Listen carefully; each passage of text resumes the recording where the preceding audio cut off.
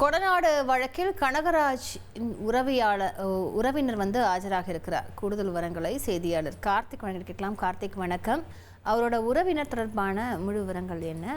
அவரிடம் எப்போது ஆஜராக இருக்கிறார்? விவரங்களை பதிவு பண்ணுங்க. வணக்கம்.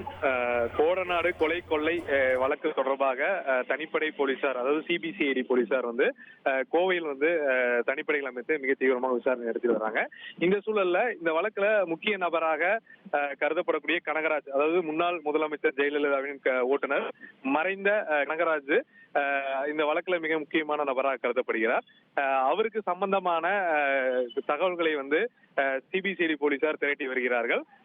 காரணம் அந்த சமயத்துல இவர் யாரிடம் தொடர்பு கொண்டார், இவர் மூலியமாக இந்த கொள்ளை சம்பவம் நடைபெற்றதா என்ற சந்தேகம் பிரைவேட் லிமிடெட் கம்பெனி ஆரம்பிக்கலாமா இல்ல பார்ட்னர்ஷிப்ல ஆரம்பிக்கலாமா? எது கன்ஃபியூஷன்? ஒரு எக்ஸ்பர்ட் கிட்ட பேசிரோம். எப்படி பாஸ் வாலா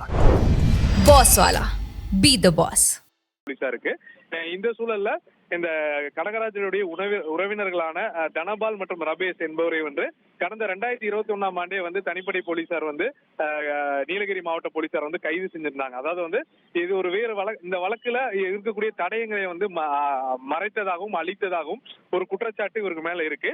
இது தொடர்பாக இவங்க கைது செய்யப்பட்டு தற்போது நீதிமன்ற பிணையில இருக்காங்க.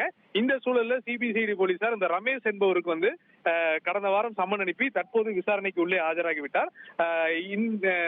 கடந்த ஒரு மாதம் காலமாக பாத்தீங்கன்னா இந்த வழக்குல பாத்தீங்கன்னா அந்த பங்களாவுடைய பங்குதாரரான சுதாகர் மற்றும் இந்த வழக்குல முக்கிய குற்றம் சாட்டப்பட்ட சயான் என்பவரிடம் விசாரணை நடத்தியிருக்காங்க. அவர்களிடம் நடத்தப்பட்ட விசாரணையின் அடிப்படையில் கனகராஜுடைய உறவினர்களிடம் விசாரணை நடத்துவதற்கு போலீசார் சம்மன் அனுப்பி இன்றைக்கு வர சொல்லியிருக்காங்க. இவரிடம் 50 முதல் 60 கேள்விகள் கேட்கப்படும் என கூறப்படுகிறது. அதே சமயம் கனகராஜ் சம்பந்தப்பட்ட தகவல்களும் இவரிடம் கேட்கப்பட்டு இந்த விசாரணையை நடத்துவதற்கு திட்டமிட்டிருப்பதாக அதிகாரிகள் தரப்பு தகவல் கொடுத்திருக்காங்க. விரிவான விவரங்களுக்கு நன்றி கார்த்திக்.